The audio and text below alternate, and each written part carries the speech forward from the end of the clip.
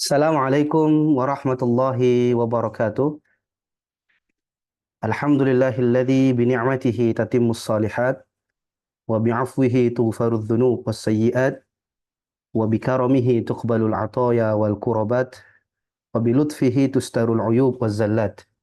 Nashhadu an la ilaha illallah wahdahu la syarika lah wa nashhadu anna Muhammadan abduhu wa rasuluh la nabiyya ba'dah. Allahumma salli wa sallim wa barik alaihi wa ala alihi wa ashabihi wa tabi'in wa man tabi'ahum bi ihsan ila yaumiddin.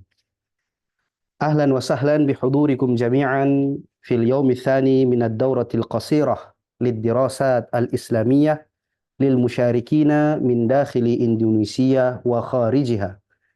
Innahu la syarafun 'azim an naltaqiya ma'akum jami'an fi hadzal yaum listimrari hadhihi ad-daurah allati nu'ammilu an takuna mali'ah bil fa'idah wan nuqash al muthmir. My dear audience, we are now moving to the presentation session of today's program. I am pleased to introduce our distinguished speakers. Our first speaker is Ms. Fitria Yunianti SSM Hum, a lecturer at the Department of Arabic Language and Literature, Faculty of Islamic Studies UAD. She will be presenting on the topic Arabic influence on Indonesia, thought, language, and culture. Our second speaker is Mr. Hatip Rahmawan, SPD, STHI MAG, a lecturer in the Department of Hadith Studies, Faculty of Islamic Studies UAD. Mr. Hatip will be presenting on the topic Social Justice from a Hadith Perspective, Building Civil Society in Indonesia. Para hadirin dan peserta short course on Islamic Studies for International Studies, sebagaimana pada hari pertama, teknis kita pada hari ini, jadi setiap pemateri akan diberikan waktu selama 30 menit untuk menyampaikan presentasi mereka. Setelah itu, di akhir sesi, kita akan ada sesi soal jawab hingga jam 9.30. Jadi kami harapkan kepada setiap peserta untuk bisa menyiapkan pertanyaan yang kritis, positif, dan membangun, dan nanti bisa ditanyakan dan dapat ditanyakan pada sesi yang telah disediakan. Terlebih dahulu, mari kita awali dengan melafalkan basmalah. Bismillahirrahmanirrahim. Untuk selanjutnya, kepada first speaker, Miss Fitria Yunianti SSM Hum, kami persilahkan dengan hormat.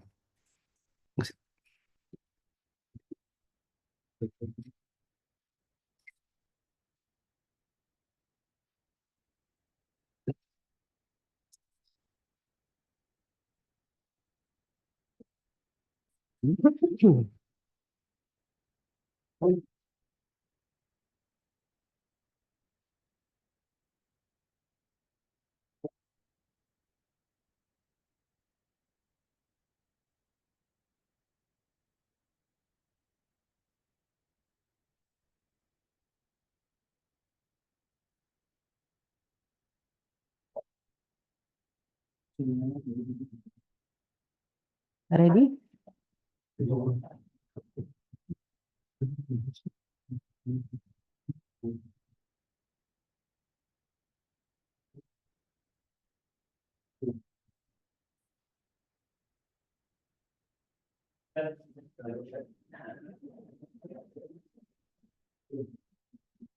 Ya. Oke, Bismillahirrahmanirrahim. Assalamualaikum warahmatullahi wabarakatuh.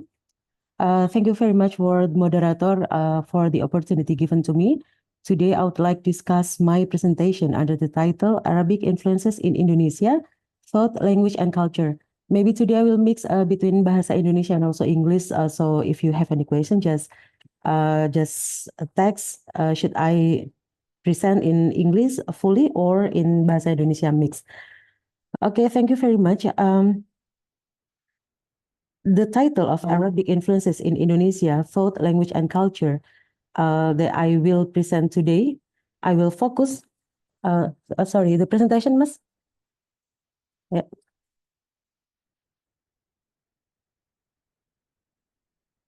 Okay, so Islamic intellectual tradition in Indonesia is influenced by the Middle East thought since it is considered the center of Islamic world. Because in the early development of Islam, Indonesia didn't have any established center of Islamic center of education comparable to Al-Azhar, Egypt. As we know that we often hear about the terms of Arabization, that we we import, or there is transmission of knowledge from Arabs to Indonesia in language, culture, and also in thought, especially in Islamic studies. Next. And the spread of Arab thoughts to Indonesia was mainly carried out through three paths. The first is human movement from pilgrimage, and then also student of Al-Azhar and Saudi Arabia, and also jihadists who participate in Afghan war. And the second method is Middle Eastern religious propagation in Indonesia.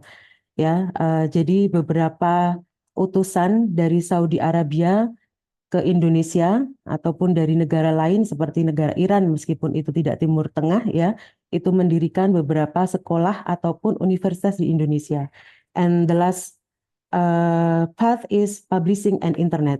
And in this occasion, I will only focus on publishing and internet. Focus on discussion today. So the translation book, because of many students in Indonesia study in Al-Azhar and they have interaction with Al-Azhar and they read Arabic book, so they try to translate Arabic book and then publish to Indonesia. But actually, the period of translation book in Indonesia start from early 16th century, because in Arab community in Sumatra, most of them imported magazines from Egypt, France, and Saudi Arabia. And then also they translate into Malay or in Bahasa Malaysia and also published in Singapore.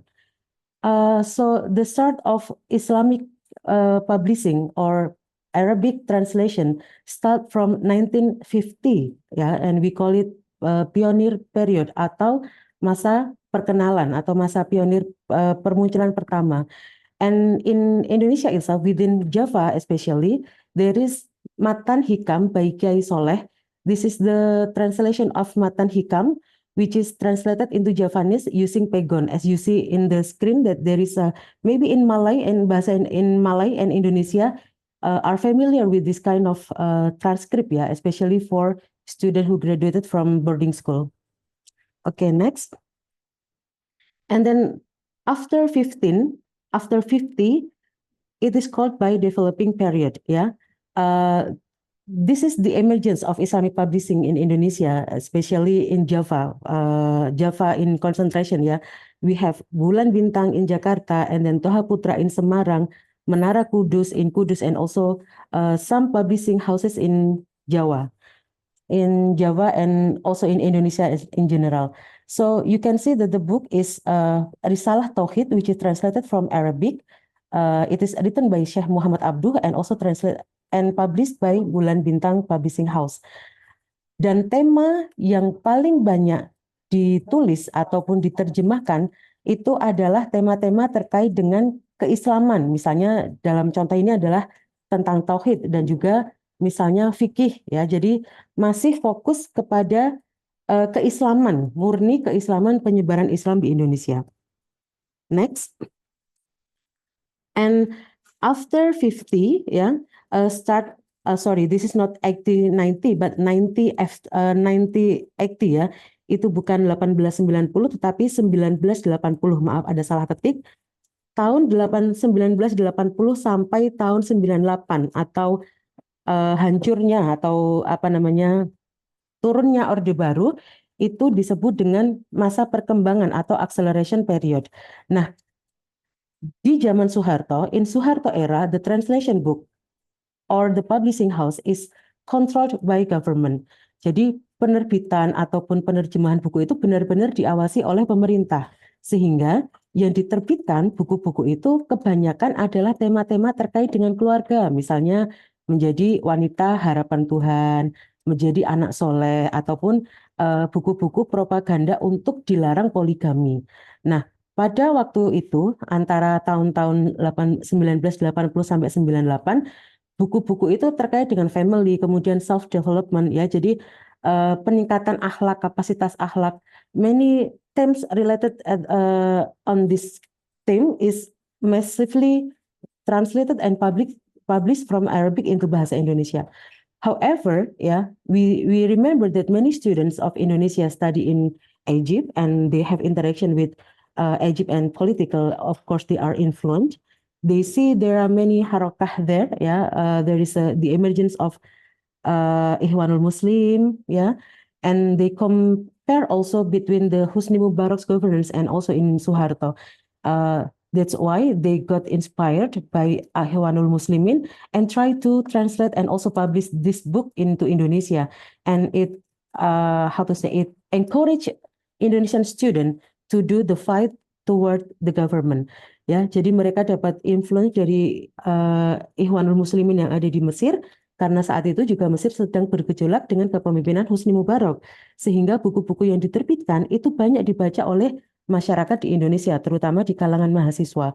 Sehingga mereka mempunyai giroh yang sama dengan yang di Mesir untuk melawan ketidakadilan. Sehingga saat itu juga muncullah banyak pergerakan baik di kalangan mahasiswa hingga munculnya beberapa partai yang baru yang mampu menentang Orde Baru sampai turun atau kolapsnya Orde Baru tahun 98. Next.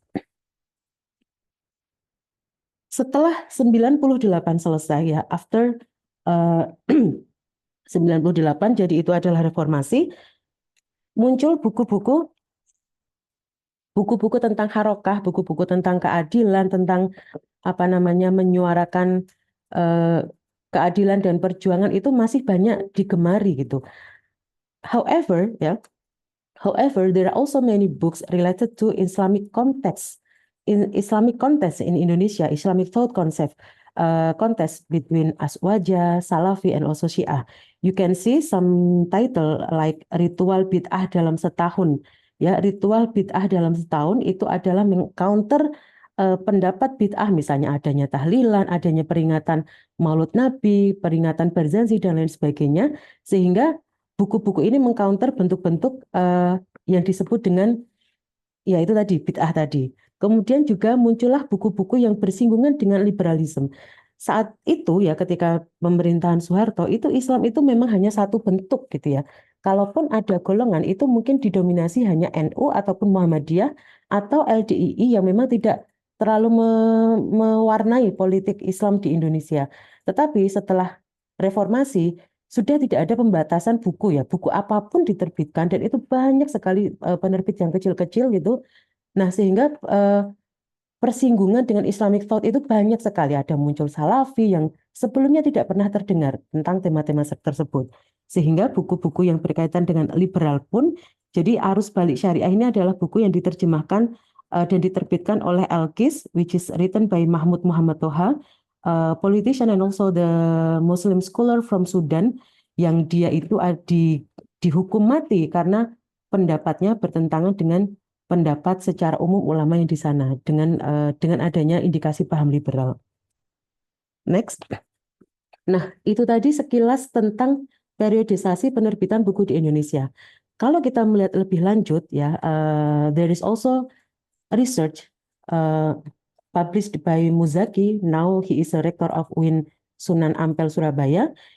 He divides publishing house in Indonesia into three types ya. Ada 3 bentuk penerbit di Indonesia. Yang pertama adalah progresif, pluralis, toleran. Yang kedua ada konservatif but non-militant hardliner. Dan yang terakhir adalah fundamentalis, militan, jihadis, hardliner. Pembagian tipe ini didasarkan pada tiga karakter. Yang pertama adalah bagaimana mereka approach towards Quran and Hadis. Kemudian bagaimana mereka melihat worldwide view, dan yang terakhir adalah melihat ideal Muslim society. Yang dimaksud adalah ketika progresif, pluralis, toleran itu, mereka melihat Al-Quran dan Sunnah itu adalah sebagai sesuatu yang kontekstual. Jadi apa yang ada zaman dulu mungkin ada yang perlu ditingkatkan relevansinya zaman sekarang. Sehingga adanya perubahan itu sebuah hal yang sangat memungkinkan gitu. Kemudian terkait dengan worldview itu adalah bagaimana mereka melihat outsider of Islam, how they pursue Western, for example, or non-Muslim. Jadi mereka melihat orang non-Muslim ataupun Barat itu memang sebagai sebuah entitas yang ada, yang perlu dihormati, dan tidak perlu ada perlawanan apapun. Dan bagaimana sebuah Muslim society yang ideal itu adalah Muslim yang berdasarkan Al-Quran dan Al-Hadis, tetapi tidak perlu membawa ke Araban atau Arabization, tapi ini disesuaikan dengan konteks yang ada di Indonesia. Ya, kemudian kalau konservatif, ya konservatif itu memang lawannya agak sedikit berlawanan dengan progresif. Dia lebih berhati-hati ya. They are more carefully towards how to interpret Al-Quran and Hadith, and they see that Western or non-Muslim as a friend, but not that close. Ya, and ideal Muslim is like, yeah, we live under the guidance of Al-Quran and Hadith.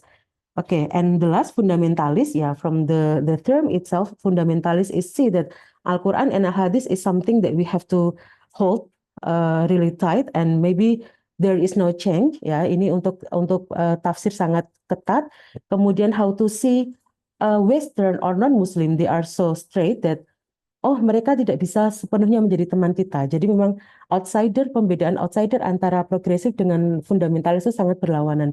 Dan yang terakhir adalah ideal Muslim society that we have to copy or we have to implement what happened in Rasulullah era into now in Indonesia. Oke, next.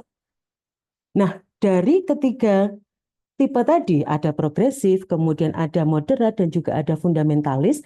Saya akan memberikan salah satu contoh beberapa terbitan ya. Kalau dari tipe progresif pluralis toleran di Indonesia, we have Elkis Publishing House, which is located in Yogyakarta. Ya, so Elkis is emergence from Nahdlatul Ulama Youth, ya, dari para pemuda Nahdlatul Ulama yang sudah modern gitu. Kalau NU zaman dulu agak sedikit tradisional gitu ya, mereka semakin modern. Dan itu mereka menerbitkan ataupun menerjemahkan buku-buku yang sangat mungkin bagi beberapa kaum muslimin di Indonesia itu akan dibilang sedikit liberal. Seperti Kiri Islam, meskipun itu diterjemahkan dari bahasa Inggris. Kemudian Nasir Hamid Abu Zaid yang melihat tekstualitas Al-Quran. As your information, Nasir Hamid Abu Zaid itself is kicked out from AG because he is considered as a liberal. And also Nabi Ibrahim, titik temu titik tengkar. Jadi dari buku Nabi Ibrahim titik temu titik tengkar itu sudah terlihat bagaimana how LKIS see Yahudi, ya, Judaism or also Christian as a friend, as the brother of Islam. Jadi untuk mendekatkan antara Islam dan juga Kristen. Nah, sasaran mereka itu adalah kaum intelektual. Jadi buku-buku itu dibeli oleh para mahasiswa, ya. Kemudian mereka banyak sekali menerbitkan buku dari penulis-penulis whether Arabic or also English and also from non-Muslim, ya. They also translate and also publish book written by non-Muslim even though the theme is in Islam. Next. Nah, untuk contoh yang kedua, konservatif but non-militar hardliner, di sini saya mengambil contohnya adalah Gema Insani Press, ya, yang berlokasi di Depok. Dan ini penerbit the second number 2, ya, the biggest Islamic publishing house in Indonesia after Mizan. Dan Gema Insani Press itu only publish books with the theme which is in line with Islam Aswaja. Ya, it accommodate whether NU and also Muhammadiyah, but they don't publish book related to Syiah. Ya, even though to Syiah it's the fight ataupun untuk mengcounter, tapi dia tidak promote Syiah. Kemudian terkait dengan tahayul, they don't also publish about the tahayul and khurafat and bid'ah, they don't publish that. Dan buku-buku terkait hubungannya dengan Kristen dan Yahudi itu mereka fighting, ya. They believe that Islam is right and Christian or non-Muslim is not right. That's why the title, you can see the title Injil membantah ketuhanan Yesus, ya. And then also it is also they publish book related to Harokah, perjuangan wanita Ikhwanul Muslimin. Next, and the last is fundamentalist militant jihadist headliner. It is quite interesting because, and I took Jazeera as a sample of this kind of publishing. It is quite interesting because if you googling Jazeera, it is located in Solo, but only written PO Box. Yeah, so you cannot track the address, and they are participating in book fair, massively. They publish book massively in very cheap. And as you say that the second book, Tarbiyah Jihadiyah, itu adalah buku yang digunakan untuk legitimate jihad, because in the preface atau di pendahuluan itu ada yang ditulis oleh Abu Yusron, itu adalah orang Indonesia yang berpartisipasi di jihad di Afghanistan. So it is also detected as the branch or having affiliation with Jamaah Islamiyah. Ya, jadi dengan beberapa kejadian bombing di Islam, they are indicated having affiliation with this kind of Jamaah Islamiyah group, and it is international. Yeah, so they publish book, they freely spread book as a leaflet. Ya, jadi mereka itu bahkan mereka membagikan buku-buku mereka itu dengan harga yang murah, because they don't see about economic, they don't see economic motive, they just want to spread the ideology. Ya, ketika beberapa buku itu sangat penting menaruh perhatian dengan undang-undang hak cipta. Kalau penerbit dari Jazeera salah satu contohnya itu memang membebaskan untuk dikopi seluas-luasnya, karena tujuan mereka adalah tarbiyah jihadiyah, dan buku itu laku atau tidak laku, pendanaan mereka sudah sangat besar. Oke. Selain next, selain beberapa buku yang selain beberapa penerbit yang sudah saya sampaikan tadi, the third publishing I explained about are the example of progressive and moderate and also fundamental. Kita juga punya penerbit yang terkait dengan ideologi sekali gitu. Ada salah satu penerbit yang secara ideologi dia terafiliasi dengan Salafi atau Wahabism gitu. Ada contohnya yang sudah saya sampaikan tadi, the title is Ritual Bid'ah dalam Setahun, and also Gen Syiah. Ya, Gen Syiah itu adalah dia bukan untuk support Syiah, tetapi untuk menyamakan Syiah seperti Yahudi. Jadi ini mereka menghalau terbitnya Syiah. Ini Syiah ini, buku ini saya wawancara dengan penulisnya. Jadi buku itu ditulis di Saudi, kemudian dia belum dicetak di Saudi, tapi sudah diterjemahkan di Indonesia dan disebarluaskan dengan sangat masif karena mereka ingin menghentikan kemunculan dan berkembangnya Syiah. Kemudian juga ada buku putih Syekh Abdul Qadir Jailani, jadi semacam judgmental ataupun semacam menulis kesalahan Syekh Abdul Qadir Jailani itu apa saja gitu. Karena kalau Salafi kan mereka tidak terlalu intens dengan tirakat dan lain sebagainya. Jadi buku-buku ini adalah mengcounter pemikiran-pemikiran yang mendukung misalnya tarekat, kemudian juga bid'ah dan lain sebagainya. Next.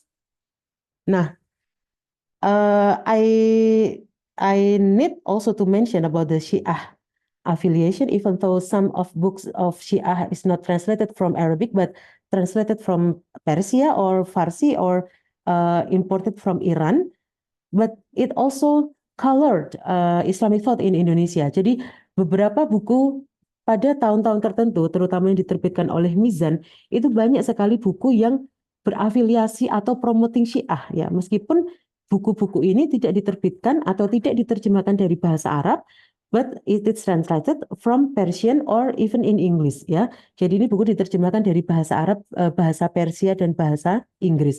Beberapa contohnya adalah Dialog Sunni dan Syiah, kemudian Islam Madhab dan Islam Madhab Pemikiran dan Aksi. Buku-buku yang diterbitkan oleh Mizan, ketika kita bandingkan dengan Gema Insani Press, itu buku-buku yang sangat mengcounter, sangat menolak adanya pemikiran Syiah. Buku-buku Mizan ini adalah support to Syiah, ya. Jadi hingga Mizan juga sempat dilabeli sebagai penerbit yang berafiliasi Syiah, dan itu secara ekonomi itu merugikan mereka karena beberapa orang yang beranggapan bahwa Syiah itu sesat, kita adalah aswaja, itu tidak mau membeli buku-buku produksi dari Mizan. So the last, as a conclusion, ya saya menyimpulkan that book translation from Arabic to Indonesia transmits knowledge and ideology from Arab world to Indonesia, from traditional to modern thought. Ya, it is related, it is in line with our big theme of this short course, ya, traditional and also modern. Jadi ketika tradisional itu adalah benar-benar penyebaran ketauhidan, karena itu juga sesuai dengan lini masa. Setelah tauhid itu selesai, kemudian sekarang berubah, Islam is not only related to tauhid but also affiliated to politik, ya, and we have to be aware of that. Kemudian on the one hand, the reference of Islamic studies increase sharply, and Muslims in Indonesia can access them easily. Dengan adanya penerjemahan buku-buku dari Arab ke Indonesia itu membantu sekali masyarakat Indonesia untuk lebih memahami Islam secara komprehensif, dan mereka mudah untuk mendapatkan akses. Hal ini karena fatwa yang di Mesir, fatwa yang di Saudi Arabia itu masih menjadi rujukan kita di Indonesia. Meskipun beberapa organisasi masyarakat Islam di Indonesia seperti Muhammadiyah, kemudian NU, mereka sudah mempunyai lembaga fatwa sendiri. Tetapi orang Indonesia kadang lebih srek gitu ya, kalau fatwa itu yang mengeluarkan dari Arab Saudi atau dari Al-Azhar, misalnya Yusuf Qaradawi dan lain sebagainya. Sehingga akses orang Islam untuk membaca pengetahuan ataupun terkait dengan sumber Islam itu lebih gampang. However, ya, on the other hand, Arabic translated book cannot be separated from the Middle East social condition, setting, cultural, and historical aspect of the original author. Tetapi kita juga harus paham bahwa buku-buku yang ditulis dalam bahasa Arab, ditulis oleh orang Arab itu terikat dengan kondisi, setting, culture, historical, dan berbagai aspek yang itu hanya relevan mungkin di Arab Saudi, tidak semuanya relevan di Indonesia. Oleh karena itu, adanya pergerakan-pergerakan mulai yang dari Salafi, kemudian ada yang Syiah, itu juga bagaimana mereka memahami apakah semua yang dari Arab itu diambil mentah-mentah, atau kita bisa, oh ini sesuatu yang sifatnya cabang, yang tidak harus sama pluk kita implementasikan di Indonesia. Oleh karena itu, as a conclusion, and it is also kind of advice and also reminder for myself and also to you, that as a reader we have to be wise, we have to be critical. Ya, sebagai seorang pembaca buku terjemahan, kita harus bijaksana dan juga kritis. Apakah yang dibaca itu benar-benar sesuatu yang dituliskan benar, atau itu memang mungkin ada distorsi, ada penerjemahan yang tidak sesuai, yang karena sengaja, karena ideologi dan lain sebagainya. Ya, kalau nanti ada kesempatan, saya lebih akan menjelaskan how to say forcing or distorsi, ya, kesalahan-kesalahan dalam penerjemahan dari Arab ke Indonesia yang disinyalir itu sengaja sebagai bentuk spreading ideology. Okay, that's all from me. I hope that you can have new insight, and I'm very happy to have feedback or question, or maybe also argument from you. Thank you very much for the moderator. I back the floor for you. Assalamualaikum warahmatullahi wabarakatuh. Waalaikumsalam warahmatullahi wabarakatuh.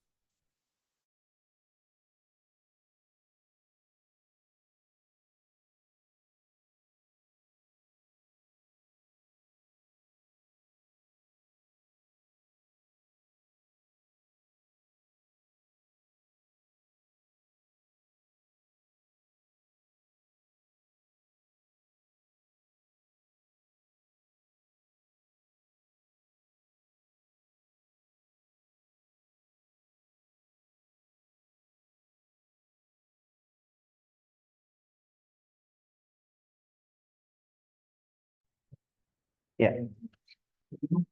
Masya Allah, laqad qadamat al-ustadzah Fitriyah Yunianti aradan ghaniyan wa muthriyan jiddan. Kana mawdu'aha an ta'thir al-Arabiyyah ala Indonesia, al-fiqr, al-lughah, wal-thaqafah, mawdu'an mumti'an jiddan.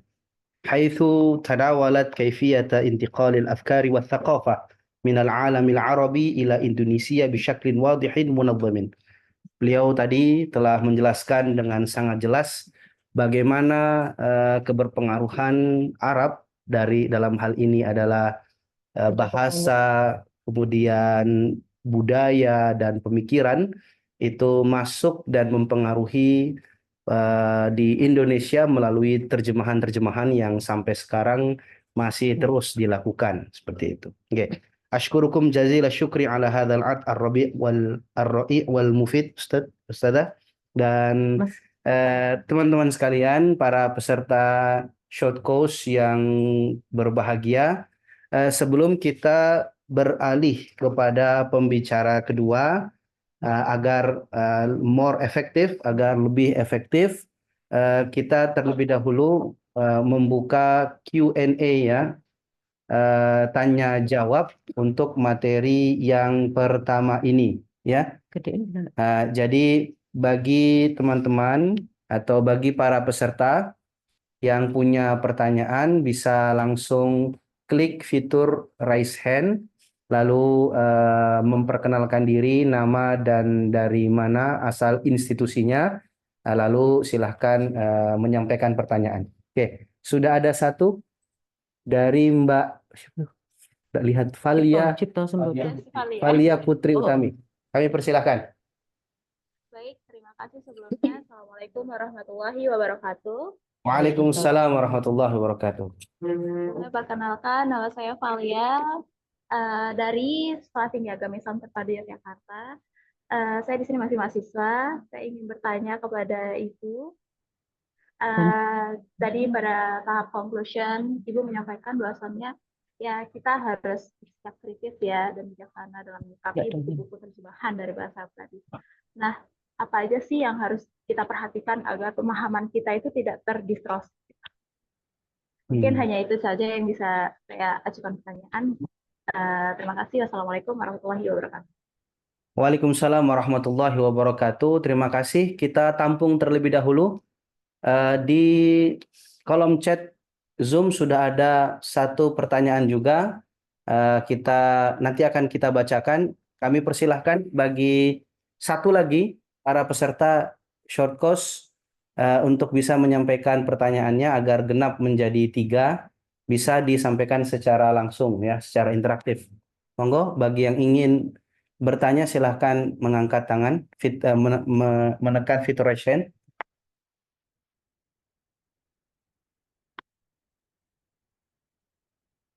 Oke, kalau belum ada, saya kira kita bacakan pertanyaan yang ditulis oleh Cipto Sembodo dari UCY.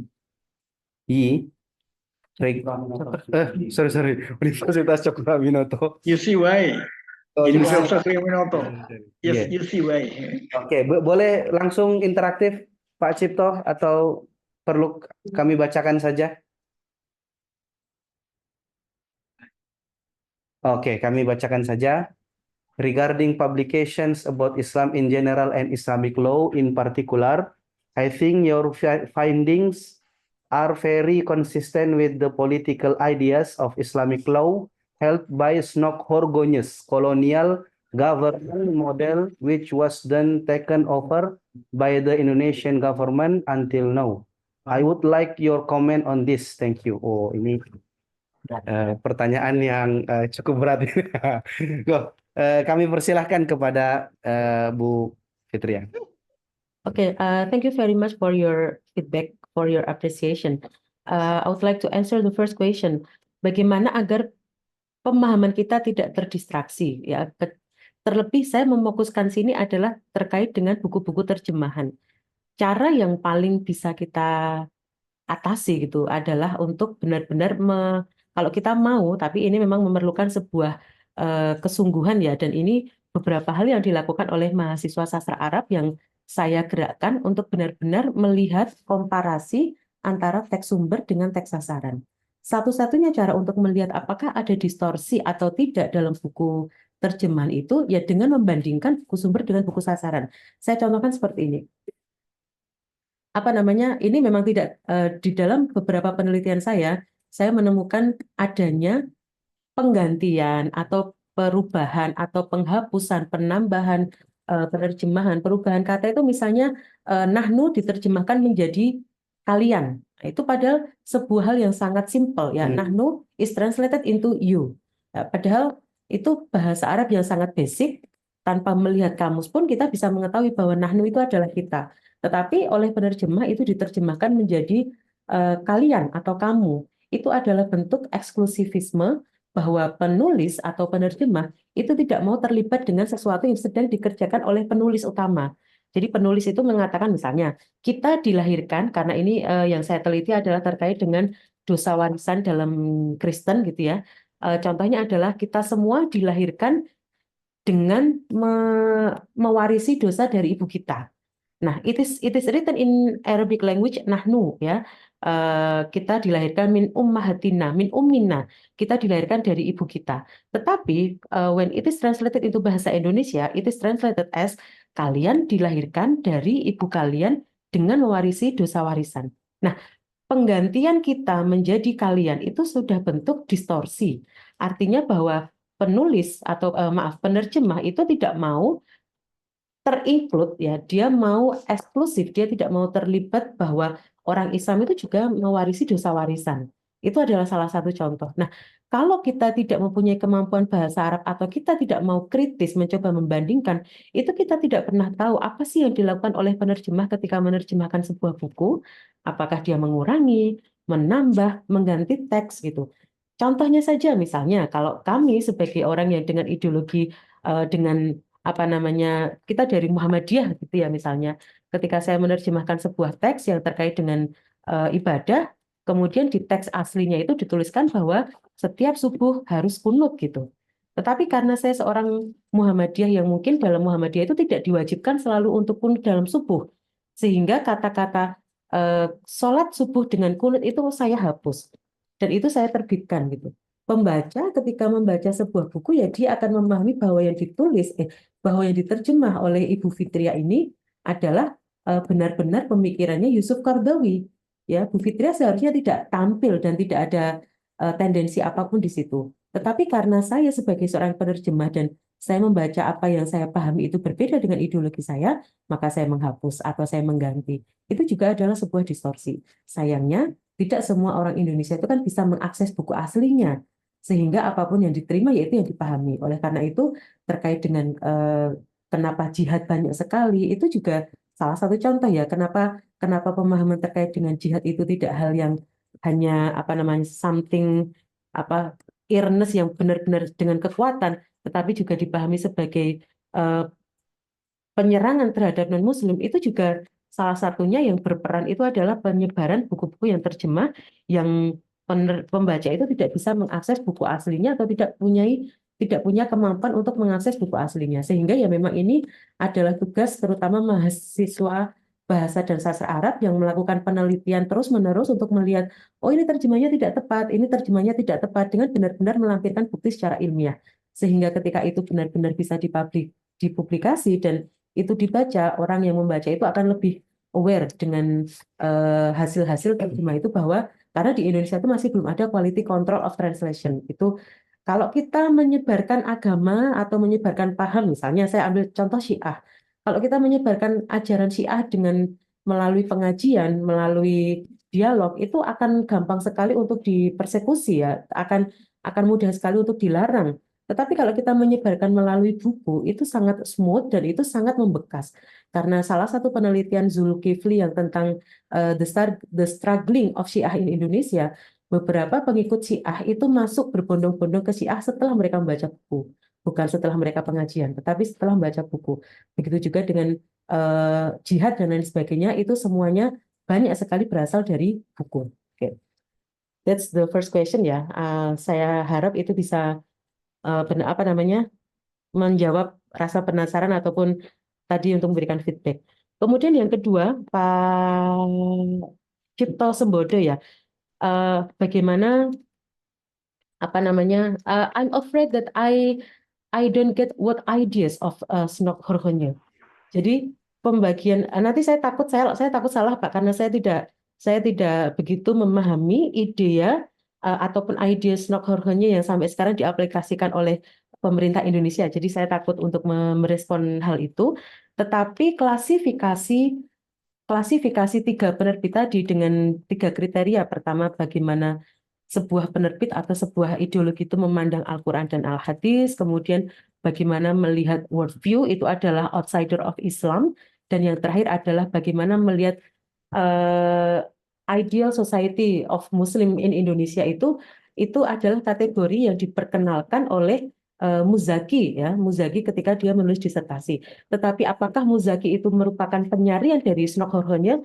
Di buku itu saya tidak terlalu mendapatkan penjelasan bahwa itu merupakan penyarian dari Snokkhorhonye. Nah, kalau Bapak Cipto bisa mengelaborasikan apa sih yang dimaksud dengan idenya Snokkhorhonye, mungkin nanti saya bisa menanggapi. Saya takut salah karena saya belum begitu menangkap apa yang idea oleh Snokkhorhonye ini. Tapi yang memang kita pahami adalah Snokkhorhonye adalah seorang orientalis dan dia benar-benar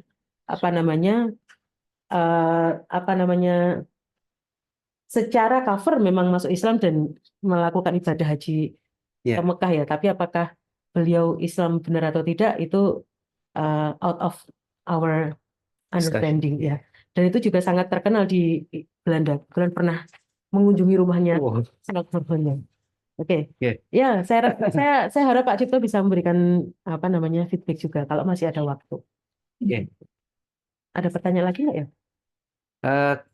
Masih kami buka satu lagi atau mungkin ada tanggapan dari... Ada pertanyaan lagi nggak?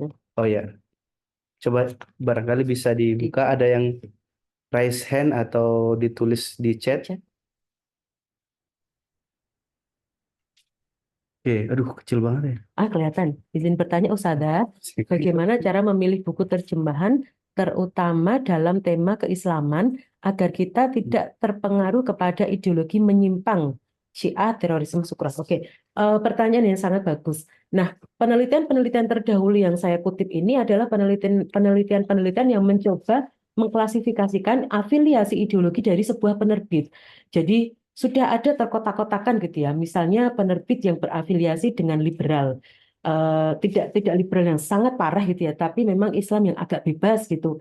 Itu ada beberapa penerbit, contohnya salah satunya kalau di Jogja ini adalah LKIS, kemudian ada Mizan. Parameternya itu apa? Parameternya itu adalah dilihat dari buku-buku terbitannya. Oh, ternyata mereka itu mendekatkan Islam yang seperti ini gitu. Itu bisa dilihat dari situ. Kemudian penerbit-penerbit yang konservatif itu beberapa contoh, dan ini menjadi mayoritas penerbit yang ada di Indonesia, ini adalah Islam yang moderat ya. Jadi Islam yang menjaga Ahlus Sunnah wal Jamaah, tetapi tidak ingin terlalu dekat-dekat dengan non-Muslim gitu. Itu seperti Gema Insani Press, kemudian ada Pustaka Al-Kautsar, ada beberapa penerbit Islam yang di Indonesia itu juga cukup banyak. Nah, mereka itu konsisten hanya menerbitkan buku-buku yang sejalan dengan akidah Ahlus Sunnah wal Jamaah. Mereka tidak mau menerbitkan buku-buku yang mensupport Syiah ya. Dan mereka hanya menerbitkan buku-buku Islam yang ditulis oleh orang Islam. Berbeda dengan penerbit seperti Mizan dan juga LKIS, mereka menerbitkan buku-buku Islam yang ditulis oleh non-Muslim. Ya, karena beberapa penulis di Barat terutama, mereka itu kan kebanyakan non-Muslim dan mereka melihat Islam itu ya as a disiplin ilmu gitu ya, as a science and also as a study gitu. Jadi mereka menerbitkan buku, dan itu misalnya buku-buku antropologi keislaman ataupun buku-buku yang lain seperti Karen Armstrong itu kan we don't know that whether she is Muslim or not gitu ya. Tapi itu diterjemahkan dan diterbitkan. Nah, kalau penerbit-penerbit yang moderat tadi, yang konservatif, itu mereka tidak mau menerbitkan buku-buku yang ditulis oleh non-Muslim, ya itu jadi sudah terpetakan. Kemudian dan mereka ketika hubungan dengan Islam Kristen itu benar-benar lakum dinukum waliyadin gitu, tidak mencoba untuk mendekatkan gitu. Tapi kalau yang liberal tadi itu mereka mendekatkan bahwa oh ada titik temu antara antara Islam dan Kristen dan Yahudi di bawah naungan Nabi Ibrahim gitu. Itu kriterianya seperti itu. Dan yang terakhir itu adalah yang konservatif. Yang fundamentalis. Fundamentalis itu benar-benar say no to outsider, dan mereka benar-benar yang diajarkan adalah jihad. Rukun-rukun jihad itu diajarkan secara detail. Dan mereka sempat saya mewawancarai satu penerbit di Al Jazeera itu ketika di book fair di UNY beberapa tahun yang lalu. Mereka itu tidak peduli bukunya laku atau tidak, tapi mereka dimanapun itu akan selalu ikut book fair.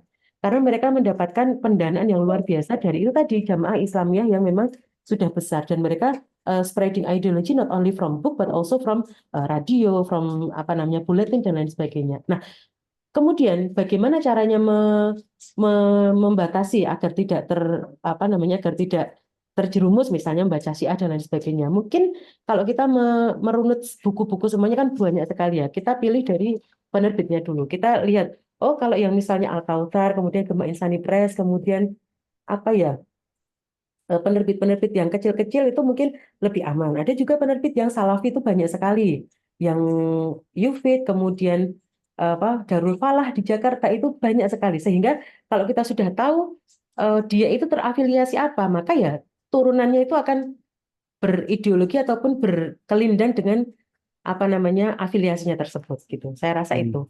Ya. Terima kasih. Maybe Pak Cipto would like Ya. to give Ya, terima feedback kasih or not. pertanyaannya dan mungkin ini yang Ya, terakhir jelas. di sesi Q&A kita. Kami persilahkan kepada Pak Cipto Sembodo. Monggo. Oke, terima kasih Mas Moderator. Sebenarnya saya sangat tertarik ini dan mungkin waktunya terbatas. Saya akan menanggapi beberapa hal saja mungkin. Yang pertama terkait dengan yang saya tanyakan tadi bahwa apa namanya pemikiran Senogor-Gurunya atau ide Senogor-Gurunya tentang politik Islam, saya kira memang hanya membatasi Islam di ruang ritual, katakanlah seperti itu gitu ya. Hal-hal yang di luar ritual, misalnya ekonomi, politik dan sebagainya ya dari awal sudah dibatasi. Itu secara sederhana ide Senogor-Gurunya tentang politik Islam seperti itu. Kemudian dalam hukum Islam juga seperti itu ya. Kalau kita lihat orientalisme hukum Islam misalnya, yang berkembang di sana justru ingin dikatakanlah diwacanakan bahwa yang berlaku atau yang dipraktekkan hukum Islam itu ya hanya hukum keluarga saja, hukum potong tangan, hukum politik dan sebagainya tidak pernah berlaku dalam itu.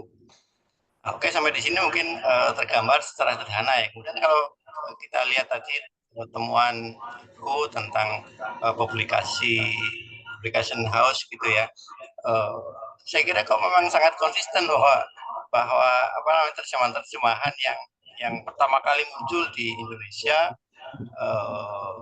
apalagi yang terkait dengan hukum Islam ya hanya terkait dengan keluarga saja. Tadi misalnya tentang bagaimana menjadi wanita soleha gitu ya. Itu perspektifnya sangat perspektif yang sangat tradisional atau sangat ya katakanlah sangat legalistik gitu ya.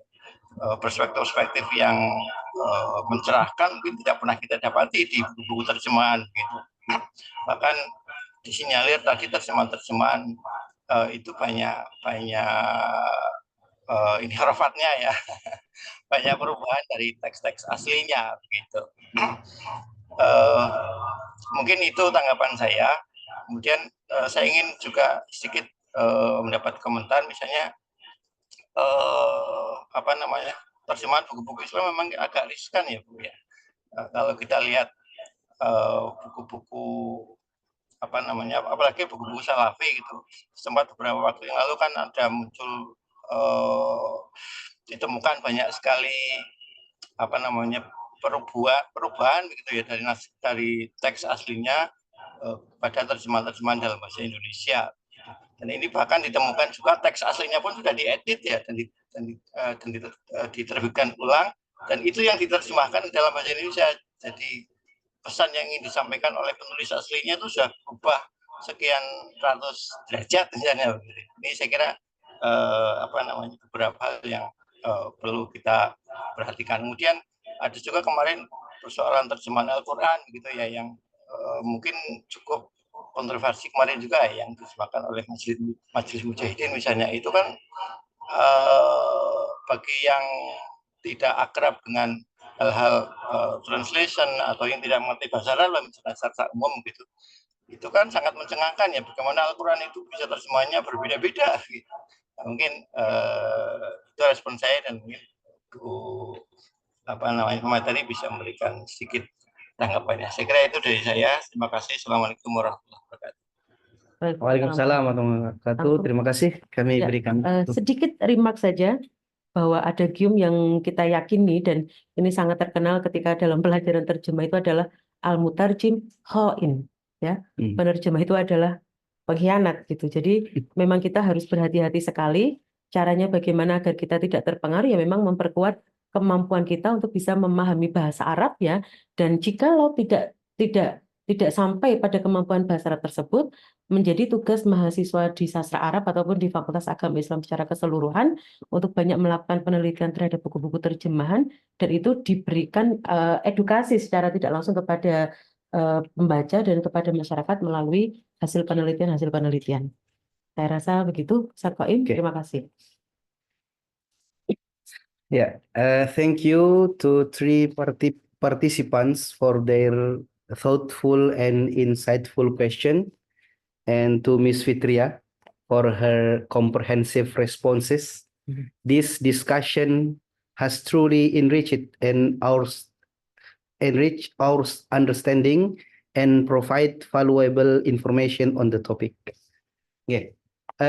Para peserta yang berbahagia, kita memasuki sesi berikutnya, yaitu presentasi yang akan disampaikan oleh pembicara kedua, Al-Ustadz Hatib Rahmawan, SPD, STHI, MAG.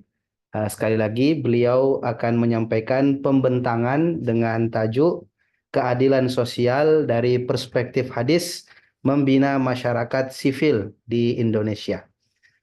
Ustadz Hatib, sebagaimana Bu Fitria akan diberikan waktu selama kurang lebih 30 menit ya untuk menyampaikan presentasi dan akan kita buka Q&A kedua. Kepada Ustadz Hatib kami persilahkan. Ditutup dulu.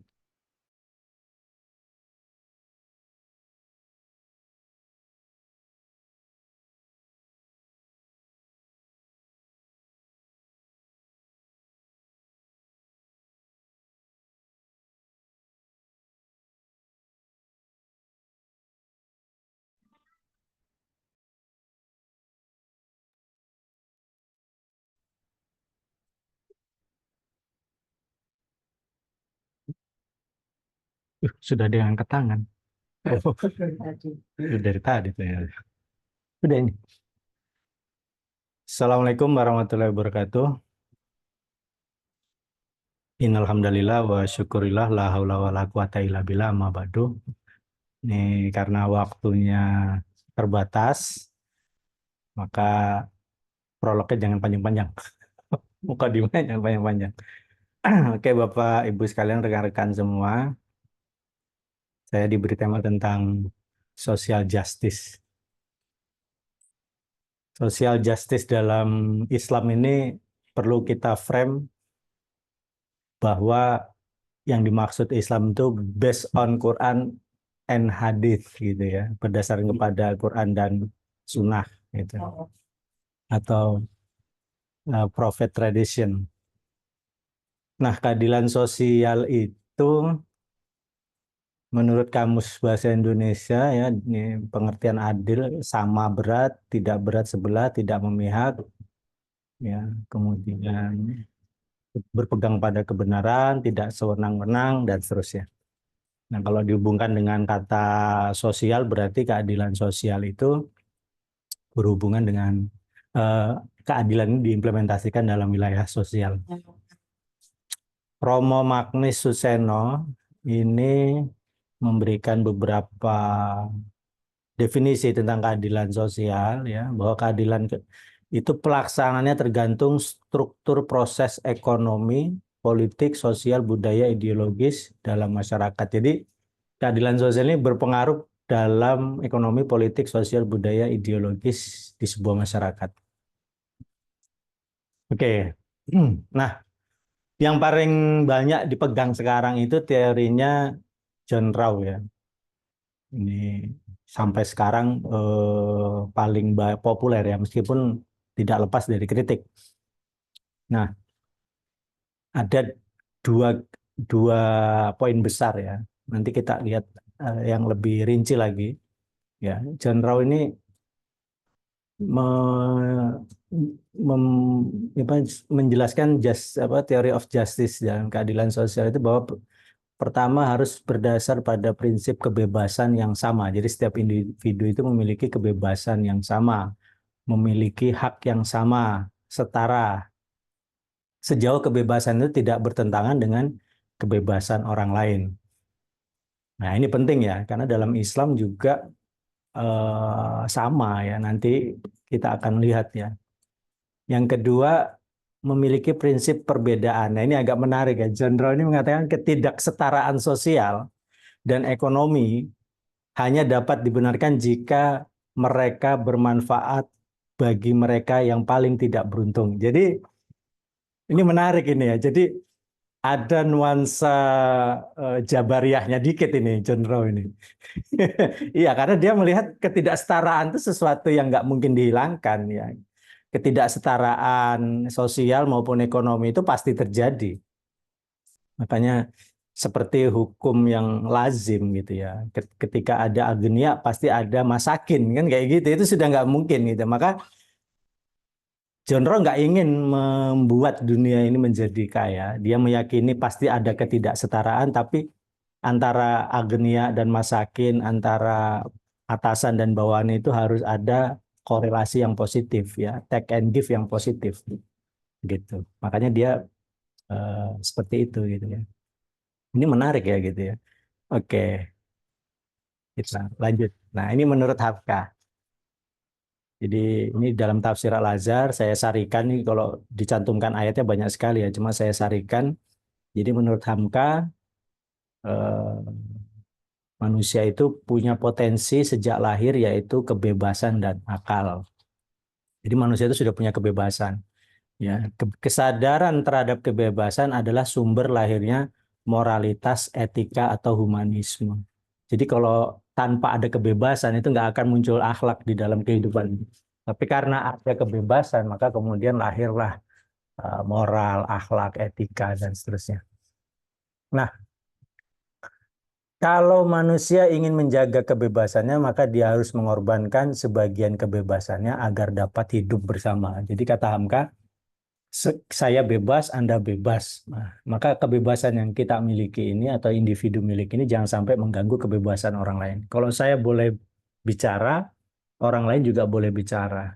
Tapi kalau saya berbicara, orang lain berbicara, maka siapa yang mendengarkan? Maka ketika orang lain berbicara, maka kita harus mengorbankan sedikit kebebasan kita untuk berbicara, menahannya, dan pada saat itulah kita kemudian mendengarkan. Kan kayak gitu. Nah, itulah yang kemudian karena kita sadar tentang kebebasan itu, kita akhirnya untuk menjaga kebebasan itu kita harus mengorbankan kebebasan kita gitu ya. Karena kalau tidak mau mengorbankan kebebasan, Anda bicara, saya bicara, maka tidak ada yang mendengarkan. Kalau tidak ada yang mendengarkan, maka akan chaos. Seperti itu, akan ada kerusakan. Nah, justru ketika chaos itu kita akhirnya kehilangan kebebasan. Seperti itu. Maka disitulah kata Hamka lahirlah akhlak gitu ya. Cuma bedanya akhlak dalam Islam itu lahir secara ilahiyah, artinya diturunkan gitu ya dari Tuhan menjadi ajaran-ajaran. Sementara kalau humanisme atau etika dalam filsafat itu berdasarkan perenungan seperti itu. Itu aja bedanya. Lalu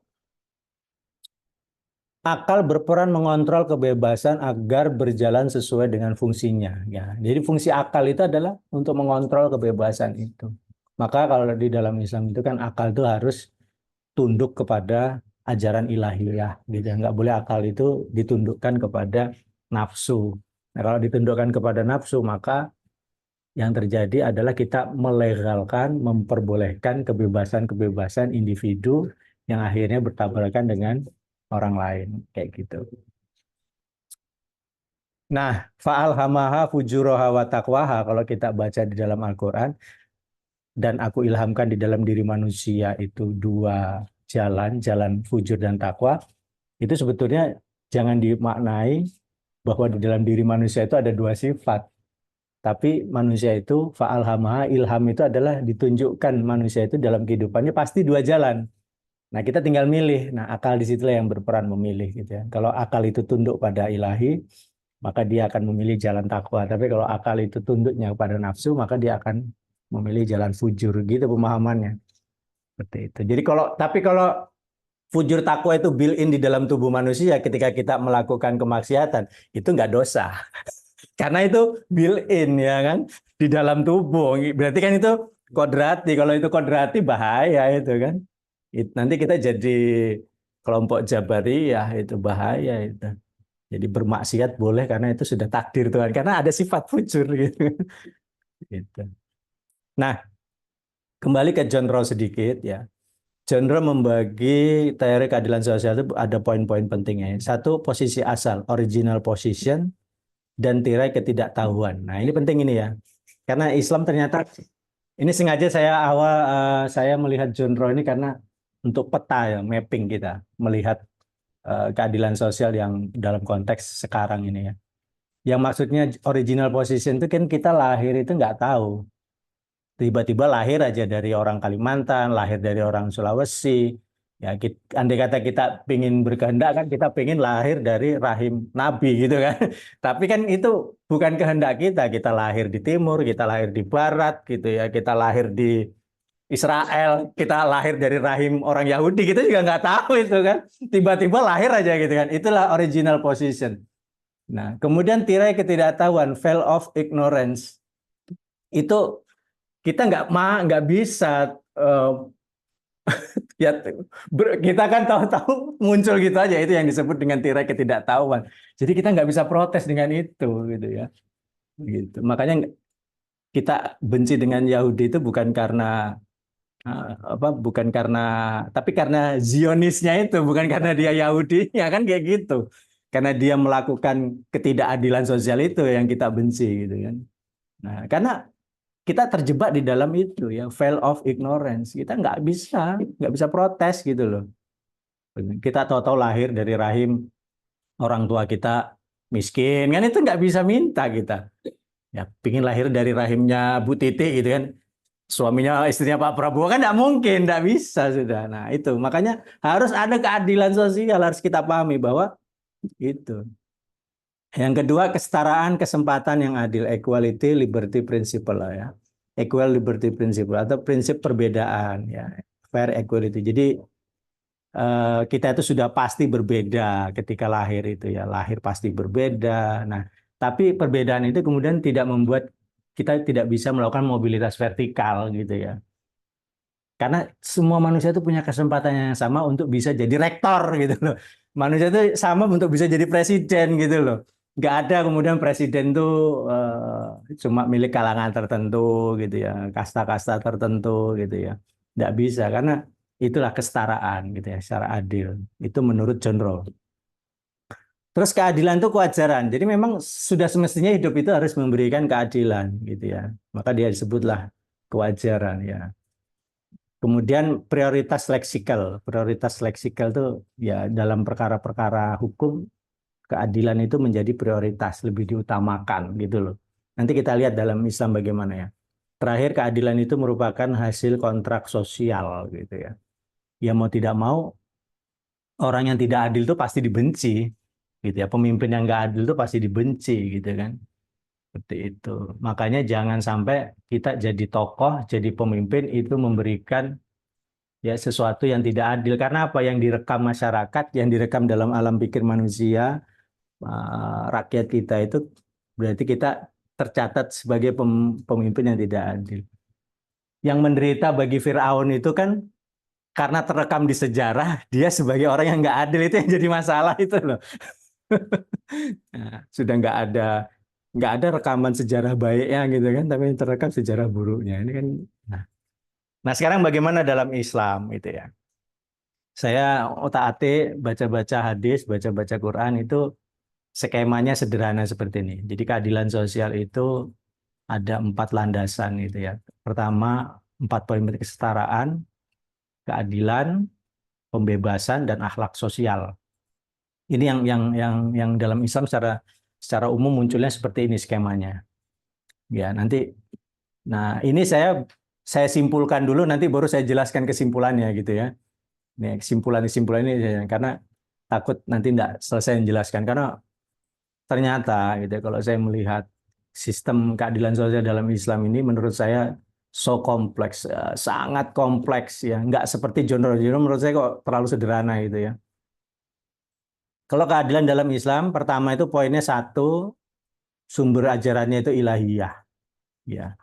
Meskipun ada yang sifatnya ijtihadiyah, tapi dominasi seluruhnya meskipun ijtihadiyah itu sumbernya dari Al-Quran dan As-Sunnah, maka disebut keadilan sosial itu ajaran yang ilahiyah. Yang kedua, keadilan sosial dalam Islam itu ternyata tujuannya menjaga hak-hak individu, baik hak kebebasan, baik hak beragama, nanti kita akan lihat gitu ya. Jadi hak individu itu dijaga. Itu yang kedua, keadilan sosial didasarkan pada 4 asas tadi ya, ini kesetaraan, keadilan, pembebasan, dan akhlak sosial. Gitu. Karena yang paling ini mungkin yang bisa dikatakan 4 hal ini yang paling dominan ya di dalam ajaran Islam, itu paling dominan ini. Meskipun nanti ada yang kecil mungkin tidak masuk, mungkin yang terlewatkan bisa. Terus dalam beberapa hal keadilan sosial melibatkan peran negara dan aparatur negara dalam penegakannya. Jadi kalau dalam Islam itu karena tidak ada konsep sekularisme, jadi menghendaki yang namanya keadilan sosial itu juga melibatkan para pemimpin gitu ya. Beda kalau di dalam, mohon maaf ya, saya sudah lacak di agama Nasrani, Hindu, Buddha sudah saya lacak, keadilan sosial itu diserahkan kepada komunitas. Tapi kalau di Islam itu keadilan sosial itu masuk praktiknya dalam kepemimpinan dan sistem bernegara sebetulnya. Ya, ketika Nabi sebagai pemimpin negara itu berperan betul, dicontohkan oleh Nabi sebagai pemimpin menegakkan keadilan sosial, dan itu berlangsung terus sampai pengikut-pengikutnya gitu ya. Terus yang berikutnya, keadilan sosial dalam Islam melampaui sekat-sekat keyakinan, suku, ras, bangsa, atau status sosial. Jadi yang namanya keadilan sosial ternyata di dalam Islam itu satu, melewati sekat-sekat keyakinan. Coba bayangin aja, ya, melampaui sekat-sekat keyakinan. Jadi mau agama apapun kalau itu berada dalam ruang lingkup ya kekuasaan umat Islam, ya itu harus disantuni. Ya. Suku, ras apapun, bangsa, status sosial. Gitu. Nanti kita lihat fatwa-fatwa majelis ulama, fatwa-fatwa ya, ulama-ulama besar itu, bahkan kalau zakat itu sebetulnya ya tidak hanya untuk orang Islam sebetulnya ya. Makanya 8 masnaf itu yang dilihat kan nggak ada syaratnya agamanya itu ya. Jadi kalau yang masakin dan orang miskin dan fukoroknya itu orang non Muslim di situ, ya dia dapat gitu loh. Makanya sempat ada yang nanya, Ustadz gimana kalau bagi-bagi daging kurban itu sama orang non Muslim? Ya dikasih, ya kasih dapat gitu kan. Itu tetap dapat gitu ya. Nah, kalau nggak dapat itu berarti masih Wahabi itu. Masih konservatif itu, tidak paham dia keadilan sosial. Ya. Jadi kayak gitu ajaran Islam itu, karena ini keadilan sosial melampaui sekat keyakinan, apalagi suku, ras gitu ya, bangsa, status sosial itu jauh di bawah keyakinan. Ya. Kemudian yang terakhir, keadilan sosial lebih diutamakan daripada ibadah mahdoh ketika bersamaan waktunya. Ini menarik ini, ya.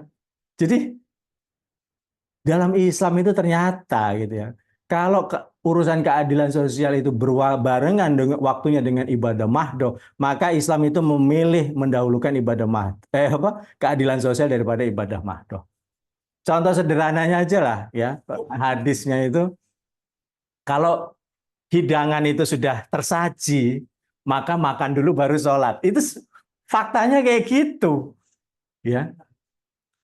Meskipun ada orang Islam yang ya sholat cuma 5 menit makan kan ya. Tapi sebetulnya faktanya itu, karena ternyata kalau kita telisik ya, makan bersama itu menunjukkan kebersamaan, menunjukkan egalitarianisme. Itu sebetulnya yang didahulukan nilainya, itu bukan makannya sebetulnya. Makan itu bagian dari itu simbolnya aja makan itu, tapi makna di balik makan yang kata Nabi didahulukan itu karena ada persatuan, ada kesamaan di situ gitu ya. Nah, maka itu kan hadis itu muncul pada sesi di mana makan bersama ya, bukan makan secara personal gitu ya, seperti itu. Terus kita kalau mau sholat Jumat, tahu-tahu kita melihat ada orang jatuh ya, kecelakaan, maka yang kita dahulukan itu bukan sholat Jumat terus habis sholat Jumat kita nolong orang itu, enggak, keburu mati. Maka yang kita tolong adalah orang yang kecelakaan tadi itu. Sementara ibadah mahdo kita tinggalkan ya. Bukan ditinggalkan kemudian ditinggalkan itu karena ibadah mahdo itu bisa diganti ya, bisa dijamak, bisa dikosor gitu loh. Itu ya. Makanya itu dalam Islam luar biasa itu. Ternyata ketika waktunya bersamaan itu ya, itu Islam mengajarkan lebih didahulukan keadilan sosialnya daripada ibadah mahdoh gitu kan. Nah, begitu ya. Ya, makanya dari itu jangan ragu-ragu kalau dalam menegakkan keadilan sosial kemudian terjadi pada saat ibadah mahdoh, ya jelas tinggalkanlah ibadah mahdoh terlebih dahulu, tuntaskan dulu masalah keadilan sosial tadi. Bahkan yang menarik itu ya, Umar itu sampai ketika ada unta jatuh terperosok ketika berjalan ya, atau hewan lah terperosok karena jalannya rusak, tergelincir gitu kan. Umar tuh takut ya ketika di akhirat nanti ditanya, wahai Umar, kamu kan pemimpin, kenapa sampai ada hewan terperosok di jalanan gara-gara kamu sebagai pemimpin nggak membangun jalan itu dengan benar. Sampai Umar itu membayangkan seperti itu kan. Kalau di Jogja ini kan sampai dibuat wisata Jeglongan Sewu itu ya. Itu saking viralnya itu, akhirnya itu pun diaspal tapi baru separuh ya, masih menyisakan sedikit kenang-kenangan Jeglongan Sewu itu ya, itu arah ke Moyudan itu ada itu. Oke, nah ini saya bilang yang pertama tadi dari peta tadi ajaran kesetaraan, ternyata luar sekali ya. Ajaran kesetaraan ini luar biasa nih ya. Kesetaraan yang pertama itu kesetaraan dalam penciptaan, kalau katanya si John Rawls tadi yaitu veil of ignorance. Jadi kita ini kodrati gitu ya. Nah, makanya di sini dicuplik hadis ya, ayat ya, surah An-Nisa ayat 2 ini ya. Ya, 1 ini yang min nafsi waidah. Jadi kalau di dalam mufasir, karena kita ini diciptakan dari satu ya, jiwa yang satu, maka kita nggak boleh menyakiti sesama manusia gitu, karena kita setara gitu kan. Ini kemudian ini juga di dalam hadis ya, dalam Musnad Ahmad. Sini saya jelaskan, wahai manusia, saya kutip gitu ya. Ini ketika haji wada ya. Gitu. Sesungguhnya Tuhanmu adalah satu dan bapakmu Adam adalah satu. Seorang Arab tidak lebih utama dari seorang non-Arab. Begitu juga non-Arab tidak lebih utama dari seorang Arab. Orang kulit putih tidak lebih utama dari kulit hitam, dan orang kulit hitam tidak lebih utama dari kulit putih, kecuali karena ketakwanya. Jadi inna akramakum indallahi atqakum itu. Gitu ya. Jadi belum tentu ya yang masuk surga duluan tuh dosen, tuh belum tentu, tergantung ketawaannya gitu kan. Seperti itu. Nah, makanya biasa-biasa aja ya, sama sama manusia itu biasalah setara. Jangan berlebih-lebihan, dia mengkultuskan tuh jangan berlebih-lebihan gitu kan. Sampai dicium-cium sendalnya, sampai dicium-cium gitu kan. Ya, yes. Belum tentu yang dicium-cium sendalnya itu masuk surga duluan, tuh belum tentu ya, belum tentu. Gitu. Intinya gitulah ya. Nah, terus yang kedua, soal ini harusnya B ya, itu kok tulis A itu ya. Kesetaraan dalam hukum ya. Dalam hukum itu setara manusia itu. Ya. Kesetaraan itu manusia setara. Nah, ini di dalam hadisnya. Ya. Yang menarik itu di dalam hadis ya. Ini hadis tentang ini ya, Aisyah ya. Gitu ya. Dari Aisyah Nabi bahwa orang-orang Quraisy sangat prihatin tentang urusan seorang wanita yang mencuri pada masa Nabi. Nah, itu sampai Rasulullah teriak ya, marah-marah besoknya gara-gara Nabi itu dilobi sama Usama bin Zaid agar wanita yang mencuri tadi itu tidak dihukum gitu. Wah, besoknya Nabi pidato marah-marah gitu. Bahkan sampai mengatakan, andai kata Fatimah Muhammad binti Muhammad itu mencuri, aku akan memotong tangannya. Gitu kan. Jadi itulah kesetaraan dalam hukum gitu. Jadi tidak ada ya, hukum itu ya hukum itu kan tumpul ke atas, runcing ke bawah. Itu enggak ada. Kalau dalam Islam enggak ada gitu ya. Dalam Islam enggak ada gitu kan. Apalagi hukum berdasarkan like and dislike itu yes, repot gitu ya. Enggak suka gitu kan karena dikritik, pecat gitu ya atau diasingkan. Itu enggak bisa. Nggak boleh. Justru kalau orang mengkritik itu kita harus berterima kasih karena itu masukan gratis ya. Nggak perlu kita nggak perlu ngundang konsultan, sudah ada konsultan gratis gitu kan. Ya meskipun kuping kita harus ya dada kita harus lebar, kuping kita harus terbuka gitu. Begitu. Jadi status masalah hukum itu harus setara. Dan itu sudah dicontohkan Nabi. Bahkan di hadis yang lain ada kasus sebetulnya yang dituduh mencuri itu orang Yahudi. Saya lupa ya namanya. Jadi gini kasusnya. Ada seorang Muslim nitip baju perang sama orang Yahudi.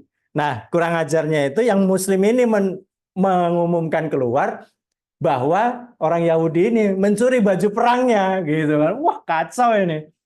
Nah, Nabi mendengar berita itu, yang menariknya itu Nabi nggak langsung memvonis bahwa si Yahudi tadi itu melakukan pencurian, tapi klarifikasi dulu. Dan mempersilahkan orang Yahudi untuk cerita. Ternyata begitu diceritakan bahwa dia tidak mencuri baju perang, tapi karena itu dititipkan waktu itu. Mungkin yang nitip lupa gitu loh, kalau dia nitip gitu kan. Akhirnya tidak jadi dihukum. Nah itu menariknya itu ya. Dan itu diakui ya. Gitu. Jadi mau Muslim, makanya tadi beyond religi, melampaui religi, fight ya keyakinan itu dalam penegakan keadilan sosial. Nah ini catatan sedikit ya biar kita tahu bedanya. Di dalam Al-Quran itu kata-kata adil, berlaku adil itu ada dua ya. Menggunakan kata adlun ya. Dan kedua menggunakan kata al-qistun ya. Ada muksitin ya, orang-orang yang berlaku adil dan seterusnya. Nah, setelah saya cermati, adlun itu keadilan yang memberikan gambaran secara substantif ya.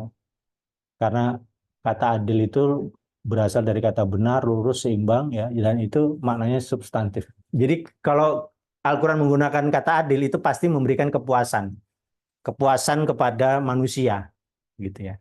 Tapi kata kistun, kalau kata kistun itu adil tapi kadang-kadang orang nggak puas gitu loh.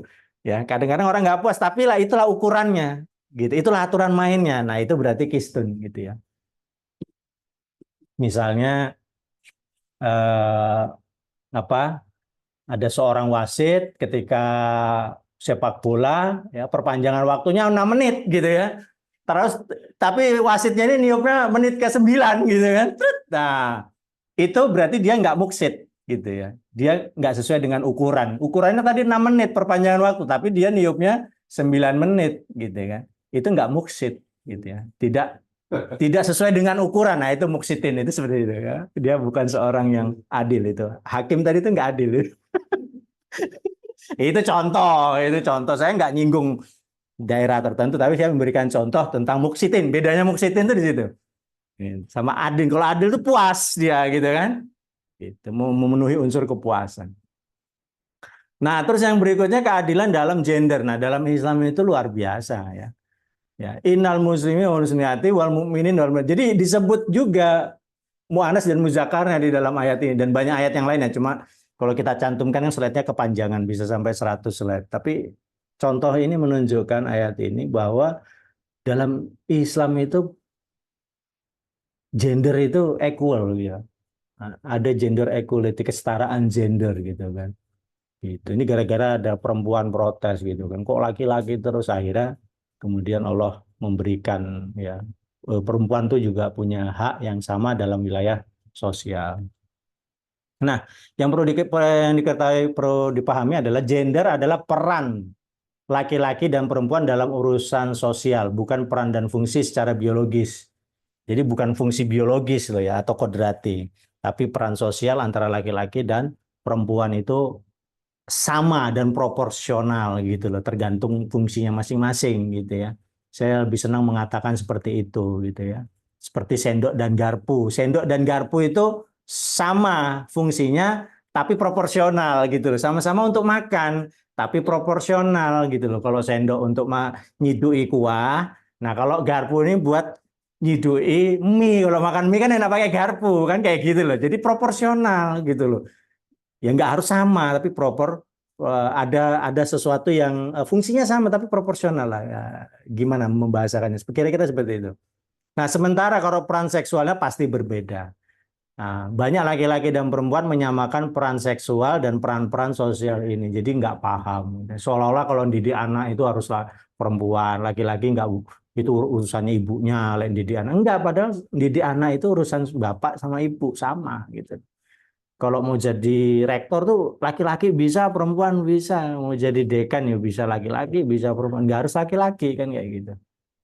Nah, itu peran sosial. Mau jadi presiden pun sama, laki-laki bisa, perempuan bisa seperti itu. Nah, itu gender equality sebetulnya. Bahkan di zaman Nabi itu perempuan boleh ikut perang gitu ya.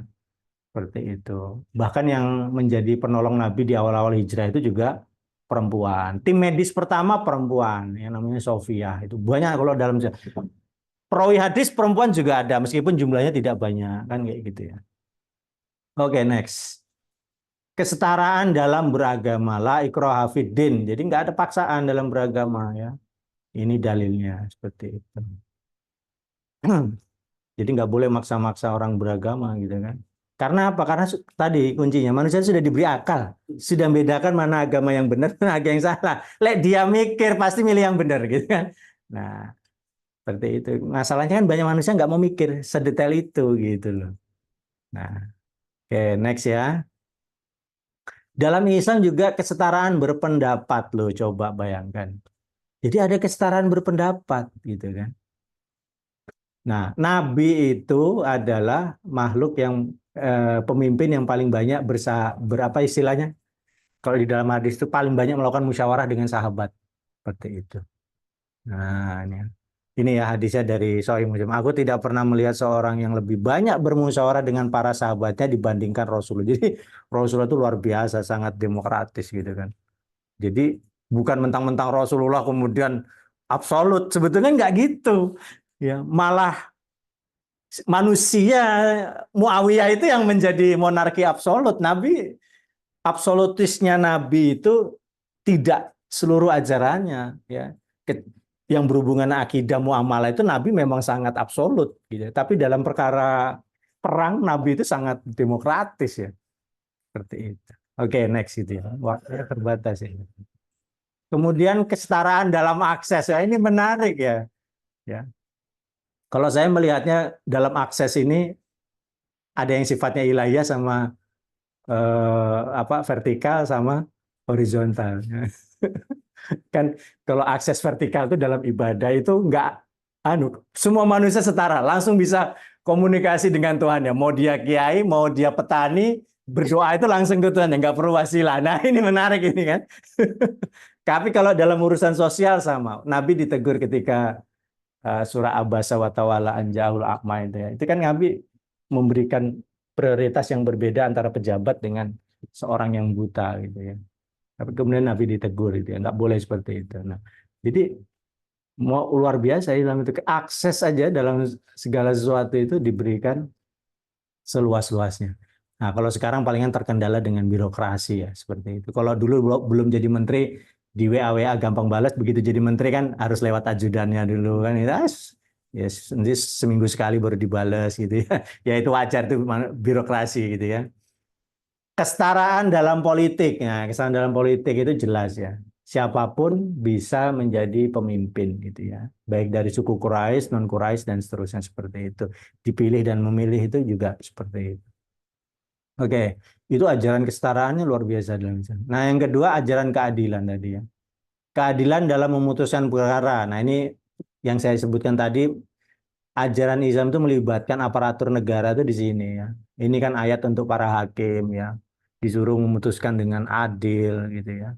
Seperti itu. Ini menggunakan kata qistun di sini ya. Yang atas menggunakan kata adlun gitu ya. Ya. Tadi sudah kita jelaskan. Nah, keadilan juga dalam wilayah distribusi ekonomi. Nah, ajaran Islam itu luar biasa. Keadilan dalam sistem ekonomi sangat banyak seperti zakat, infak, sedekah, larangan monopoli, larangan menipu. Ya jual beli yang goror nggak boleh. ya. Kemudian jual beli riba nggak boleh. Ya.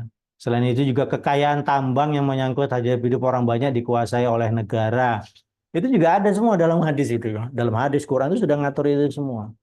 Gitu. Jadi di keadilan dalam wilayah distribusi ekonomi. Outputnya adalah kesejahteraan. Gitu. Kemudian keadilan dalam jaminan keamanan. Ya. Itu sebagai bukti yang paling monumental itu adanya Piagam Madinah. Nah, Piagam Madinah itu bukti konkret jaminan keamanan baik muslim non muslim yang sudah bersepakat dalam sebuah perjanjian gitu ya. Nabi waktu itu memberikan jaminan keamanan. Kemudian keadilan dalam jaminan kepemilikan. Nah, ini bedanya ya. Kalau di sistem negara komunis itu semua milik negara. Ya, semua milik bersama, kan repot itu ya. Ya, tapi kalau kapitalis semua milik individu boleh, apapun, mau tambang, pulau milik individu boleh. Tapi kalau dalam Islam itu yang diadopsi Indonesia sistem ekonomi Pancasila itu ya ada hak pribadi, ada hak negara gitu ya. Nggak bisa kemudian semua kalau dalam Islam itu hak individu diakui, hak negara, kepemilikan negara juga ada gitu ya. Itu ada itu sistem seperti itu. Jadi kalau dibilang ada kapitalismenya di dalam jaminan kepemilikan, ya ada wilayah sosialisnya seperti itu. Itu tuh wajar gitu. Tapi kan kalau sekarang sih meskipun Rusia, Cina itu sudah kapitalisme. Sudah nggak ada yang murni komunis sudah itu. Kemudian ajaran unik dalam ini ajaran pembebasan ya. Membebaskan kaum mustadafin ya. Ini ya fakur rokobah ya. Au it'amul miskin ya kan. Seperti itu. Nah, 10 menit lagi ya. Oke. Ini ya. Tahukah kamu jalan yang terjal gitu kan. Fakur rokobah, membebaskan budak gitu kan. Nah, nih, kalau kata Nabi, kalau seseorang itu membebaskan budak muslim, ya, maka Allah akan mengganti bikulli udwin, bagian tubuh budak itu, udwan minhu minanar. Jadi, bagian tubuh budak itu sampai diibaratkan akan membebaskan bagian tubuh yang kita dari neraka, kalau kita bisa membebaskan budak itu. Selain itu, membebaskan kaum du'afa. Nah, ya du'afa itu fakir, miskin, difabel dan sebagainya. Nah, ini alam yajika yatimang fa'awal ya. Nah, ini wa amasaila falatana, dan terhadap para peminta-minta jangan kamu hardik. Nah, ini kan perintah untuk membela kaum du'afa. Beda ya mustada'afin sama du'afa. Ini catatannya ya. Mustada'afin adalah orang yang tertindas disebabkan karena adanya relasi kuasa, struktur sosial yang timpang, dan kebijakan penguasa yang tidak adil. Itu menyebabkan lahirnya kaum mustada'afin, orang yang tertindas. Sementara orang du'afa ada orang yang tidak berdaya secara ekonomi disebabkan karena cacat, kehilangan pekerjaan, dan sebagainya. Ya, mungkin kekurangan akal juga. Itu maka saya sebutkan fakir, miskin, difabel, dan sebagainya. Nah, fakir, miskin itu ada bedanya juga. Kalau fakir, ya, kalau fakir itu dia miskin, nggak punya pendapatan dan tidak punya mata pencarian, itu menyebabkan dia fakir. Nah, kalau miskin dia itu punya pencarian, tapi pencariannya tidak bisa mencukupi kebutuhan hidupnya sehari-hari, gitu ya. Jadi dosen itu bisa jadi miskin dalam waktu-waktu tertentu, gitu kan, bisa. Misalnya waktu musim bayar anak-anak sekolah, itu tiba-tiba dosen guru jadi miskin mendadak, gitu kan. Karena pendapatannya bulan itu tidak bisa untuk bayar SPP, gitu. Itu miskin. Gitu. Tapi kalau fakir, dia sudah nggak punya pendapatan, mata pencarian nggak punya, jadi lebih menderita lagi, gitu ya. Nah, kalau difabel tuh ya cacat mental, fisik, bawaan, gitu ya. Itu yang disebut kaum du'afa. Itu harus tahu, paham gitu. Nah, ajaran pembebasan itu ya dua hal itu.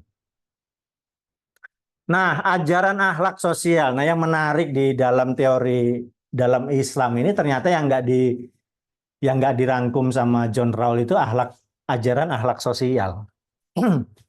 Nah, saya pikir keadilan sosial tanpa mendidik rakyatnya dengan ajaran moral itu agak ribet.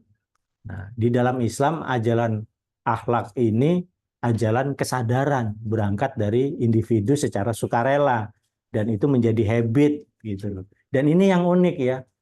Ya, yang tidak diatur sama dan unthinkable sama John Rawls tadi ya.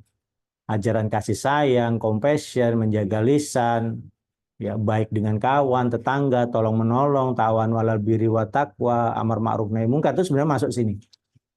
Seperti itu ya. Nah, maka di sini saya catat tanpa adanya etika sosial ini sulit juga menciptakan tatanan keadilan sosial. Ya ini contohnya, contoh akhlak tuh kayak gini ya. Manusiawi kepada budak, sama budak aja kita harus manusiawi ya. Mereka yang kamu miliki budak adalah saudara-saudaramu. Perlakukanlah mereka sebagaimana kamu ingin diperlakukan. Berikan mereka makan sebagaimana kamu makan dan berikan pakaian seperti yang kamu pakai. Itu kepada budak aja kayak gitu. Gitu. Apalagi kepada orang yang bukan budak kan. Ya mungkin gitu aja gambaran tentang keadilan sosial. Nah, kalau dalam konteks Indonesia ya, sebenarnya umat Islam sudah mengawali sejak dulu gitu. Cuma memang implementasi vertikalnya, implementasi strukturalnya ini yang kadang-kadang tertatih-tatih ya karena oligarki kekuasaan. Mungkin itu aja. Terima kasih. Bila bisa bilhaq, fastabil khairat. Assalamualaikum warahmatullahi wabarakatuh. Waalaikumsalam warahmatullahi wabarakatuh.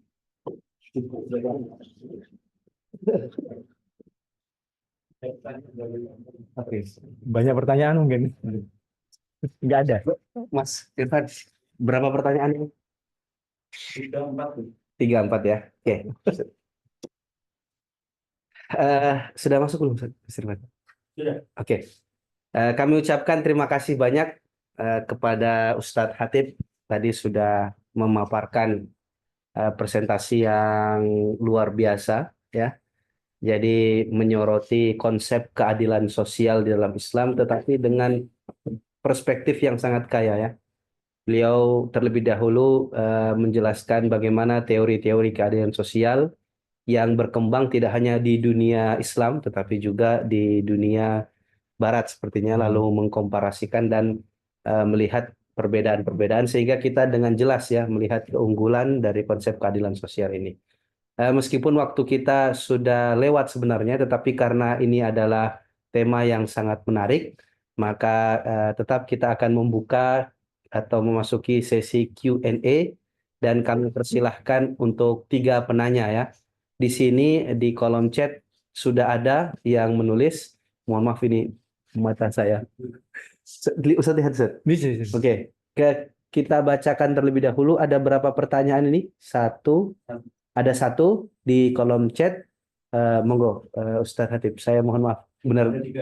Ada 3. Sudah ada 3 ya. Izin bertanya tentang yang terjadi dan marak di mana masyarakat kita memiliki lisan religius, pikiran sosialis, tapi sosialisnya lebih condong ngurusi orang lain, lambung kapitalis dan menggunakan hati sesuai situasi yang menguntungkan diri dengan kultur masyarakat Indonesia yang demikian menurut pemateri sendiri. Apakah seperti itu bisa masyarakat ini menjadi masyarakat? Ya nggak bisa ya. Ya. Kalau mau menegakkan keadilan sosial ya perutnya, otaknya harus penuh dengan keadilan sosial juga. Ini otaknya religius, ya. Perutnya kapitalis, bawahnya liberalis. Wah, repot itu kan, rusak gitu kan. Udkhulu fi silmi kafah. Kalau dalam Islam itu masuk ke dalam Islam itu totalitas. Ya, kalau kita sudah beragama Islam, maka mohon dengan sangat direligiuskan semua, mulai dari otak kita, ya keyakinan kita, perut kita itu harus direligiuskan semua, nah, dipuasakan ya, harus dipuasakan itu. Perut ke bawah itu harus puasa juga, ya. Seperti itu. Assalamualaikum Bapak, izin bertanya mengenai keadilan kesetaraan yang tentunya diutamakan, tapi di sisi lain masih bisa untuk dinegosiasikan balik melalui uang tentunya, status sosial maupun kuasa yang mirisnya berkembang di lembaga-lembaga Islam. Bukankah ini berarti keadilan di sini masih sebuah gimmick saja? Ya betul, kalau misalnya masih bisa dinegosiasikan dengan uang. Maksudnya disogok gitu ya? Ya, Ya, bahasa halusnya Ustaz, negosiasikan dengan uang. ya, dinegosiasikan dengan uang, melalui uang. Ya, kalau di dalam hadis itu ada ada ada jelas ya, ar-rosi wal murtasi finnar gitu ya. Nabi berkata seperti itu. Ya. Tapi sebetulnya ada juga hadis yang redaksinya berbeda, ar-rosi wal murtasi fil hukmi. Ya. Sogok menyogok dalam perkara hukum. Jadi hadisnya nggak satu sih sebetulnya. Dan itu sahih semua ya. Nah, jadi sogok menyogok dalam perkara hukum itu nggak boleh. Gitu ya. Yang menyuap hakim, saksi, mengkondisikan itu nggak boleh. Haram gitu ya. Seperti itu. Nah, dalam diskusi saya kemarin dengan anak hukum, gimana kalau kita harus membayar sejumlah uang agar kita dapat kursi untuk mencalonkan diri sebagai kepala daerah, gitu ya. Apakah itu ada undang-undang atau pidana hukum? Ternyata enggak ada itu pidananya. Enggak ada itu. Loh, kalau enggak ada berarti itu bisa dilakukan itu. Gitu ya. Iya, bisa dilakukan. Dan itu pernah terjadi di Bojonegoro yang dilakukan sama Kang Yoto itu sebenarnya. Dulu Kang Yoto itu bayar sekitar 1 M atau 2 M itu. Yang bayari Kiai Sodik. Udah pernah ke rumah Kiai Sodik? Belum. Oh, saya sudah. Tapi ada yang membolehkan, ada yang nggak membolehkannya. Ada yang membolehkan itu gini loh, analoginya. Kalau di sini ada calon pemimpin, ternyata ini pemimpin calon ini gila semua. Kita orang yang waras, ada modal, ada uang, nggak pingin jadi pemimpin. Nah, akhirnya yang jadi pemimpin ini orang gila. Nah, dalam kondisi seperti itu, Anda terpaksa harus membeli itu kursi itu. Ya, daripada yang jadi orang gila kan kayak gitu. Nah, itu kalau dalam kondisi fikihnya, tapi harus memenuhi kondisi kayak gitu. Ya, pertama itu juga tidak melanggar keadilan ya, karena itu hak kita untuk menjadi pemimpin gitu ya. Cuma karena sistem politiknya memang membutuhkan biaya operasional yang besar, mungkin lahirlah akhirnya kursi kayak gitu ya. Tapi kalau dalam kondisi yang wajar, ada pemimpin muslim semua baik-baik calonnya ya, ketika itu muncul nggak perlu sebetulnya. Tapi kan karena sistemnya masih belum beres ya, seperti itu. Nah, kalau dalam kasus tertentu kayak gitu, bahkan di dalam fikih itu ada yang menarik ya. Ibnu Mas'ud itu di dalam fikih diceritakan, baik itu Hanafi, Hambali itu mengutip cerita ini, suatu ketika Ibnu Mas'ud itu pernah ditahan di Habasyah. Lalu kemudian Ibnu Mas'ud mengeluarkan uang kurang tidak salah itu 4 dinar. Lalu kemudian Ibnu Mas'ud dibebaskan. Nah, berdasarkan dari pengalaman itulah menyogok, Yusuf Qaradawi yang ngomong juga menyogok boleh untuk menjaga jiwa kita dan harta kita agar tidak dizolimi kan gitu. Itu ada itu di fikih itu. Menarik ya ternyata ulama-ulama itu pintar juga mencari celah itu kan. Dan itu dilakukan oleh sahabat Nabi Ibnu Mas'ud. Dan itu diceritakan dan itu cerita itu fakta ya. Izin bertanya, maaf jika tidak bisa open mic, dan pernyataan keadilan sosial dalam Islam melampaui sekat-sekat keyakinan suku, ras, bangsa, dan status sosial. Apa implikasinya dan bagaimana menyikapi keragaman dan pluralitas dalam konteks keadilan sosial? Ya implikasinya luar biasa dong. Ya hasilnya luar biasa. Gitu ya. Kalau keadilan sosial itu melampaui itu kan suatu hal yang tidak terfikirkan dalam filsafat keadilan dari Barat sebetulnya. Nah, itu sesuatu yang amazing ya menurut saya, amazing. Jadi selama pemimpin itu menjalankan keadilan sosial, itulah pemimpin yang Islami, dan itu memang harus kayak gitu ya. Kita harus kayak gitu ya. Implikasinya dunia ini akan menjadi lebih baik, tentunya kan ini. Gitu ya. Dunia ini akan jadi lebih baik. Saya yakin gitu.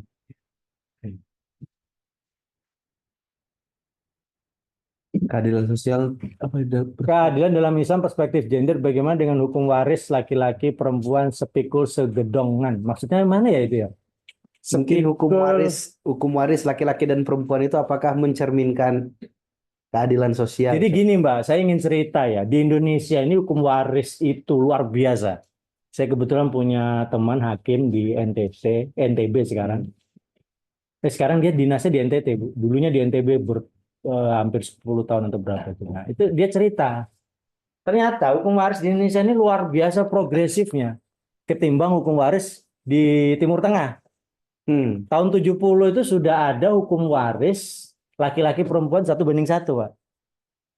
Di pengadilan agama itu. Nah, apa sebabnya? Nah, ini menarik ini ya. Sebabnya itu begini ternyata. Jadi ada seorang ayah meninggal, meninggalkan 2 orang anak, laki-laki dan perempuan. Harusnya kan 2:1. Ya. Tapi waktu itu putusan pengadilan agama itu 1:1. Kenapa? Ternyata anaknya yang perempuan ini suaminya meninggal. Dan dia punya anak 4. Dan dia harus menanggung kehidupan anaknya itu untuk pendidikannya. Sementara anak yang laki-laki ini jauh lebih mapan secara kehidupan. Akhirnya hakim waktu itu memutuskan 1:1 dibagi sama dengan mempertimbangkan kemaslahatan anak. Jadi kan menarik itu. Ya, betul. Ada konsep tasawuf itu ya, Ustaz. Itulah Dalam fikih. itu. Jadi jangan dikira kemudian hukum di Indonesia itu statis-statis saja. Ini luar biasa. Kan kalau di dalam waris itu ada yang namanya mahjub ya. Kalau ada cucu kalau ada anak laki-laki cucu nggak dapat. Ya sama, hampir kejadiannya. Gitu, waktu itu ada keluarganya semua laki-laki, ya. Nah, dari 4 orang anak ini ternyata yang anak keempat ini bapaknya sudah meninggal. Nah, tapi si cucu ini dapat setara 1 bagian seperti anak laki-laki. Nah, coba bayangkan, kan harusnya mahjub itu. Kenapa? Karena kalau anak ini nggak mendapat warisan, maka dia tidak bisa melanjutkan sekolahnya. Maka kemudian sama hakim itu dinaikkan statusnya sehingga dapat setara seperti anak. Itu luar biasa. Itu dalam hukum Islam itu hukum progresif gitu ya. Jadi hukum Islam itu kayak gitu. Ya. Banyak sebetulnya contohnya yang menarik ya. Ada kasus kalau kita baca buku fikih lintas agama itu ada yang menarik. Imam Malik mengatakan anak itu ya harus dari hubungan resmi. Ya kan?